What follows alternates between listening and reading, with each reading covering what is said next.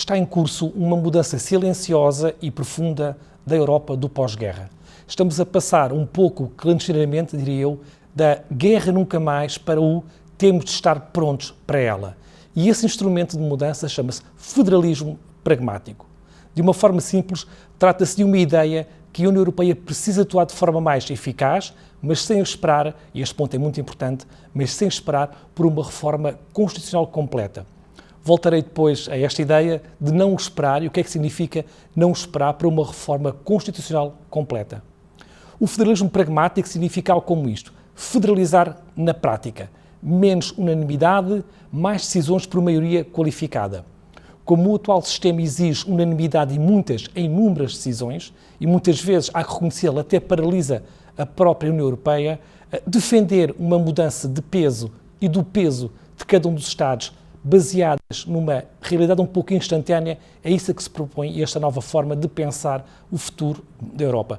É uma consequência da crise do euro, da crise de 2010, durou até 2015, e que no fundo passa por isto, por a defesa de orçamentos comuns, a criação de fundos partilhados, a emissão conjunta de dívida e mercados de capitais mais ou menos unificados. Isto é, no fundo, trata-se de criar condições favoráveis para financiar grandes investimentos europeus. Inovação, a chamada transição verde e, evidentemente, a defesa. E é aqui que se encontra a subtileza da guerra como um grande projeto europeu. Eu vou repetir, a guerra como um grande projeto europeu. Trata-se de um grande salto em frente. Naquela fase, na fase inicial da crise do euro, o federalismo era essencialmente um federalismo de caráter económico e financeiro. A parte política estava ainda um pouco fora desta equação. Mas foi a guerra da Ucrânia, a experiência da guerra de regresso ao continente europeu, que deu uma nova vida a uma ideia que estava aparentemente adormecida e que pretende agora, cada vez mais, avançar sem uma reforma constitucional completa. Vejamos então o que é que isso significa. Significa que o novo federalismo, vamos chamar-lhe assim, não é ideológico, é funcional. Aquilo que pede é mais capacidade de ação europeia, sem esperar pela unanimidade dos 27 Estados-membros. Significa também que o projeto europeu deve avançar por necessidade e eficácia e não por idealismo.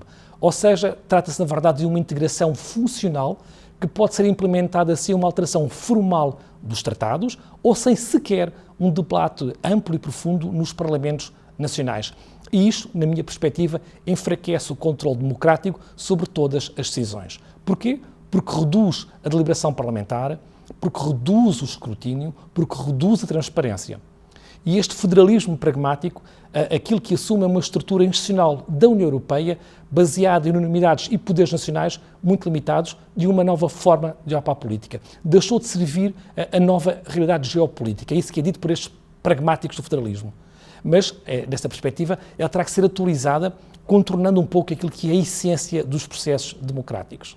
É daqui que nasce a promessa de mais Europa, sim, mas com mais pragmatismo.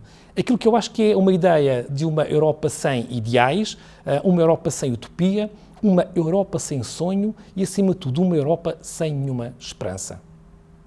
Nesta Europa sem esperança, qual será o impacto desta soberania partilhada? Pergunto eu. Por exemplo, no programa Rearm Europe, um programa que, entretanto, mudou de nome, porque na primeira era genuíno, queria dizer aquilo que o nome quis dizer, Rearm Europe, e que já se encontra em curso. Este programa para rearmar a Europa para uma guerra que muitas pessoas dizem que é uma guerra que é inevitável.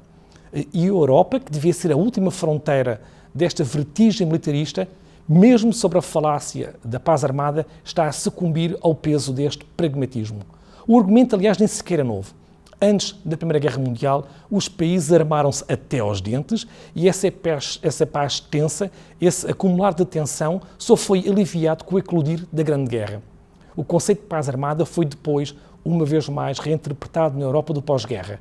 E a ideia de uma paz estável e de cooperação entre as potências até parecia promissora, após a Primeira Guerra Mundial, mas os países europeus regressaram novamente à corrida armamentista como garantia, diziam eles, contra possíveis ameaças externas, e com esse rearmamento e com essa corrida às armas regressou a guerra à Europa. Esta militarização das sociedades europeias conduziu os europeus para as duas guerras mundiais. Portanto, aquilo que nós temos de ter em consideração é sempre que se fala em paz armada, sempre que isso aconteceu, e já aconteceu, o resultado foi a Europa ter mergulhado no abismo da guerra e das guerras mundiais. Aliás, também o programa Rearm Europe assenta numa promessa de paz armada. Trata-se de um programa conjunto de rearmamento que permite aos Estados europeus contraírem dívida pública para financiar a indústria do armamento. O objetivo é criar uma base industrial e tecnológica de defesa europeia, ou seja, trata-se de reforçar as fronteiras, produzir armas, cada vez mais armas, aumentar os orçamentos militares, integrar as forças armadas numa lógica comum. Para os federalistas pragmáticos, isto significa usar o rearmamento como o novo motor da integração europeia. Assim como o euro mobilizou a integração económica, o rearmamento pode tornar-se no motor da integração política. Neste sentido, a defesa passa a ser, digamos que, a nova fronteira. E não é, aliás, apenas transformar o projeto europeu original, é envenenar a sua alma. O projeto europeu nasceu como reação à guerra total. A sua base ideológica foi o nunca mais. Nunca mais aos nacionalismos, nunca mais à rivalidade entre os Estados europeus, nunca mais à guerra. Jean Monnet e Robert Schuman imaginaram uma integração funcional e pacífica, começando, aliás, pelo carvão e pelo aço. Na verdade, o que eles fizeram foi transformar a matéria-prima da guerra, o carvão e o aço, em instrumentos de cooperação. E essa integração substituía o poder militar pelo poder económico e jurídico. Criou aquilo que se chamou uma comunidade de direito.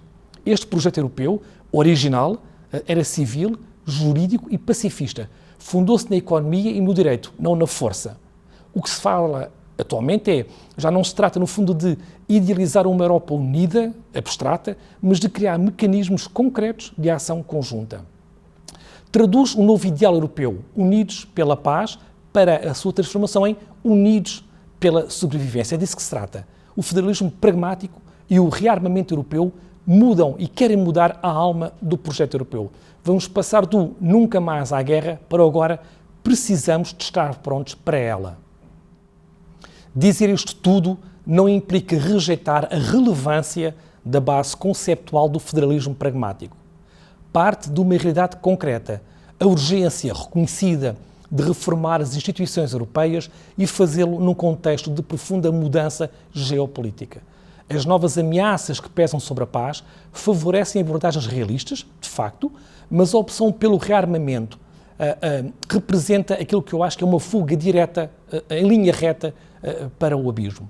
A União Europeia acabará, antecipo eu, por perder a sua capacidade de agir como mediadora e torna-se apenas em mais um bloco de poder armado num cenário global de blocos armados.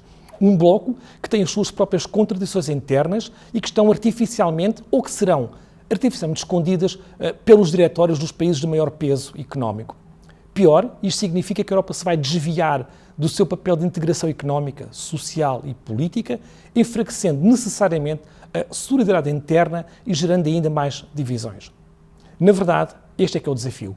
O que seria profundamente criativo seria reinventar o espírito fundacional da União Europeia dentro de uma nova ideia da Europa. O que seria profundamente criativo seria reinventar a Europa num novo contexto, neste novo contexto global, em que a defesa não seja apenas uma questão de armamento, mas também de cooperação internacional e de diálogo político entre os Estados. A criação de um modelo europeu de segurança que fosse, eventualmente, ao mesmo tempo defensivo, sem nunca deixar de ser aquilo que tem de ser, que é diplomático. Poderia garantir que a paz e a estabilidade continuassem a ser os pilares da União Europeia. E isto sem renunciar a uma preparação militar dentro deste contexto de que a prioridade não é rearmar a Europa, é uma nova ideia onde a defesa, evidentemente, não pode ser descurada. Diria eu que este novo espírito europeu poderia ser baseado numa ideia de autonomia estratégica, sem recorrer ao armamento desenfreado, a esta corrida às armas, apostando em capacidades de dissuasão e de defesa inteligentes, em vez de entrarmos nesta deriva, nesta corrida armamentista. Regressar à Europa que acredita na cooperação em vez do conflito.